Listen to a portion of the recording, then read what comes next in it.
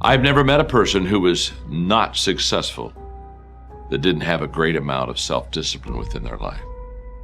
Self-discipline and being able to perform and being able to keep your life on schedule and being able to keep commitments and promises and meet deadlines is essential to success. None of us can afford to have a life that is controlled by someone else, or a life that is basically controlled by our emotions. I learned many years ago that there are two kinds of people. There's the type of person who says, I'm going to wait till I feel like it before I do it. And then there's a person who says, I've got to do it so that I feel like it. One will never get anything done because they're still waiting to feel the moment to move. And the other person says, no, I need to move, and then I will begin to feel the moment. Sonia, self-discipline is essential in your life and in my life if we're going to get things done. So I have a challenge for every one of you this weekend. The challenge is simple. As you go through your weekend, and sometimes it's kind of hopefully an easier time of your week, ask yourself, am I practicing self-discipline in my life? Am I doing the things that I should do because I need to do them, or am I kind of waiting to feel the moment? Do like our friends Nike say, just do it. Because what you're doing is you're trying to optimize right now to stop the discomfort. But what you're going to pay for that in is shame and guilt and regret long term. So what you need to be able to do is bundle all of that up that is as yet unfelt, but will last for way, way, way longer. You know, the future is much longer than now. That's right. The future is going to extend out up until the day that you die. And the now is just for now. And even 130 hours is just 130 hours. And you get to look back. And do you look back with pride and glory? Or do you look back with shame and guilt? I suggest to you that if you are facing a challenge, don't stop. Stay busy. Work your plan. Continue to do those things that you know that work for you after you have evaluated yourself in the situation. Continue to move. Stay busy, stay busy, stay busy. Expect things to get better for you, because they are. See, life is cyclic. Whatever experience you're having right now, it has not come to stay. It has come to pass. Not to stay, just to pass. It's just going through.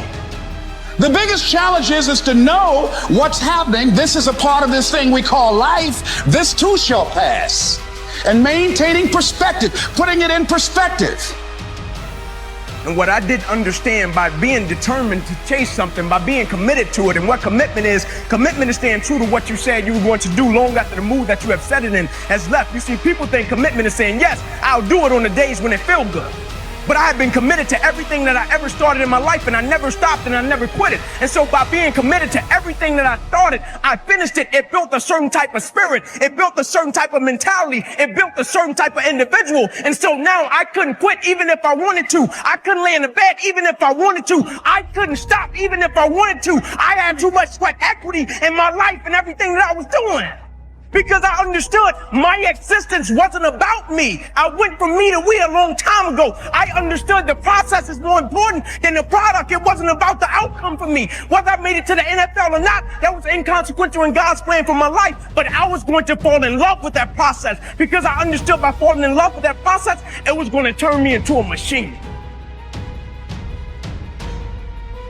If you don't have a lofty ambition, then you suffer miserably.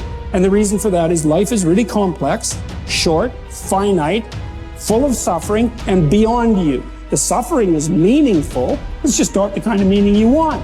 So how do you get out of that? You note the baseline of suffering, and then you say to yourself, okay, I need to do something that justifies that.